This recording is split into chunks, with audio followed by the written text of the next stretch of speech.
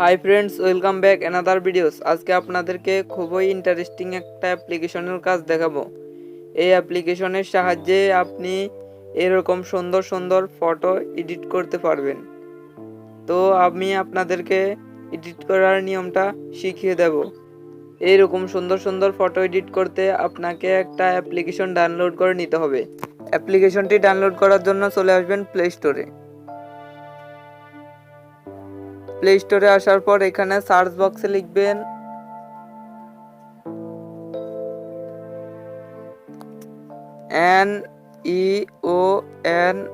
NeonArt NeonArt লিখে search দিবেন। Search দেওয়ার পর এরকম একটা অ্যাপ্লিকেশনে নিয়ে আসবে। তো এখানে এই অ্যাপ্লিকেশনের উপর ক্লিক করবেন। এই অ্যাপ্লিকেশনের উপর ক্লিক করার পর আপনারা ইনস্টল করে নেবেন। আমার ক্ষেত্রে ইনস্টল করা আছে, তাই ওপেন দেখাচ্ছে। ইনস্টল হতে হতে আপনি যদি আমার চ্যানেলে নতুন হয়ে থাকেন তাহলে সাবস্ক্রাইব করে পাশে থাকা বেল আইকনটিতে ক্লিক করবেন, যাতে আপনার কাছে নতুন নতুন ভিডিওর নোটিফিকেশন পৌঁছে যায়। এবং ভিডিও শেষে ভিডিওটি ভালো লাগলে একটা লাইক দিবেন এবং কমেন্ট করে জানাবেন ভিডিওটা কেমন হয়েছে। তো চলুন এখন শুরু করা যাক। অ্যাপ্লিকেশনটি ইনস্টল হওয়ার পর অ্যাপ্লিকেশনটার উপর ক্লিক করবেন। অবশ্যই আপনার মোবাইলের ডাটা কানেকশন চালু রাখবেন। তো এখানে অ্যাপ্লিকেশনটা ওপেন হওয়ার জন্য কিছুক্ষণ সময় নেবে। অ্যাপ্লিকেশনটি ওপেন হওয়ার পর এরকম একটা ইন্টারফেস শো করবে। তো এখানে আপনি নিচে কন্টিনিউর উপর ক্লিক করবেন। কন্টিনিউতে ক্লিক করার পর আবার কন্টিনিউতে ক্লিক করবেন, আবার কন্টিনিউতে ক্লিক করবেন। এভাবে 4 বার কন্টিনিউতে ক্লিক করার পর এখানে ক্রস অপশানে ক্লিক করবেন।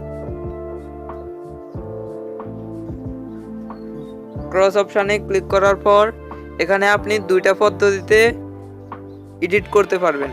তো এখানে একটা হচ্ছে স্প্রিল আর একটা হচ্ছে ড্রিপ।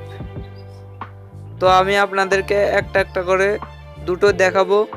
তো আপনি প্রথমে এখানে স্প্রিলের উপর ক্লিক করবেন।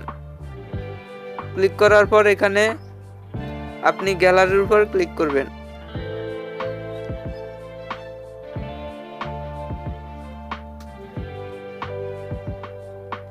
গ্যালারির উপর ক্লিক করার পর এরকম একটা ইন্টারফেসে নিয়ে আসবে। তো এখান থেকে আপনি একটু নিচে আসবেন। নিচে আসার পর এখানে আবার গ্যালারিতে ক্লিক করবেন। গ্যালারিতে ক্লিক করার পর আপনি যে ফটোটা এডিট করবেন সেই ফটোটা সিলেক্ট করে নেবেন। তো আমি এই ফটোটা এডিট করব, তো আমি এই ফটোটা সিলেক্ট করে নিলাম।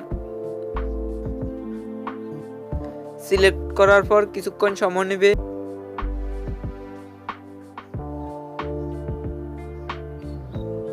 তো কিছুক্ষণ সময় নেওয়ার পর এরকম একটা ইন্টারফেস শো করবে।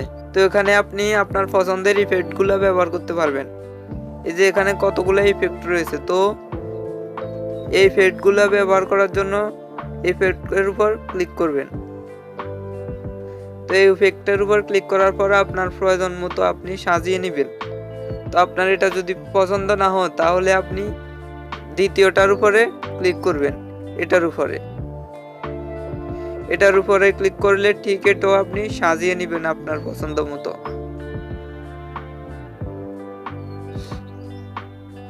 এভাবে আপনি এখান থেকে অনেকগুলো ইফেক্ট আছে, তো আপনার যেটা পছন্দ হয় সেই ইফেক্টটা ব্যবহার করে নেবেন। আবার এখানে অনেকগুলো অপশান রয়েছে। তো এই এক এক অপশানে এক এক ধরনের ইফেক্ট রয়েছে। তো আপনারা যে ইফেক্টটা ব্যবহার করতে চান সেই ইফেক্টটা ব্যবহার করে নিতে পারবেন। আপনার পছন্দের ইফেক্টটা ব্যবহার করার পর এখানে অ্যাপ্লাই অপশানে ক্লিক করবেন। অ্যাপ্লাই অপশানে ক্লিক করার পর এখানে আপনি অনেকগুলো টুল অপশান পেয়ে যাবেন।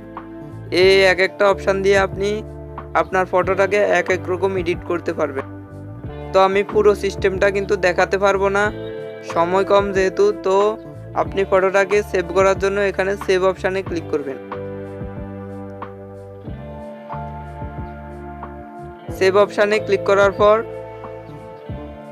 এখানে আবার সেভ অপশানে ক্লিক করবেন। সেভ টু গ্যালারি, এখন আপনার গ্যালারিতে এটা সেভ হয়ে গেছে। তো এখন আপনাদেরকে দ্বিতীয়তে যে পদ্ধতিটা দেখাবার কথা ছিল সেটা দেখাবো। ড্রিপ, এই ড্রিপ অপশানে ক্লিক করবেন। এই ড্রিপ অপশানে ক্লিক করার পর সেম গ্যালারিতে ক্লিক করবেন। গ্যালারিতে ক্লিক করার পর একটু নিচে আসবেন। নিচে আসার পর আবার গ্যালারিতে ক্লিক করবেন। গ্যালারিতে ক্লিক করার পর আপনার পছন্দের ফটোটা সিলেক্ট করে নেবেন। তো আমি এই ফটোটা সিলেক্ট করে নিলাম।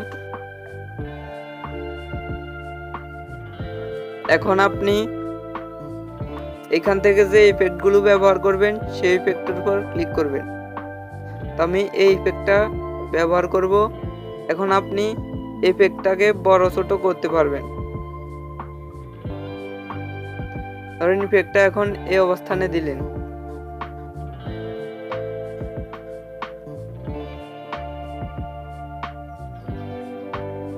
তো এভাবে আপনি আরো কতগুলো ইফেক্ট রয়েছে, তো আপনার পছন্দের ইফেক্টটা ব্যবহার করে নেবেন। আপনার পছন্দের ইফেক্টটা ব্যবহার করার পর এখানে ব্যাকগ্রাউন্ড নামে একটা অপশন রয়েছে, এই ব্যাকগ্রাউন্ডের উপর ক্লিক করবেন। এই ব্যাকগ্রাউন্ডের উপর ক্লিক করার পর আপনার পছন্দের ব্যাকগ্রাউন্ডটা দেওয়ার জন্য যে ব্যাকগ্রাউন্ডটা দিবেন তারপর ক্লিক করবেন। তারপর আপনার ফটোটাকে এভাবে নাড়াচাড়া করে যে জায়গায় বসাতে চান সে জায়গায় বসিয়ে নেবেন। বসিয়ে নেওয়ার পর এখানে অ্যাপ্লাই অপশানে ক্লিক করবেন।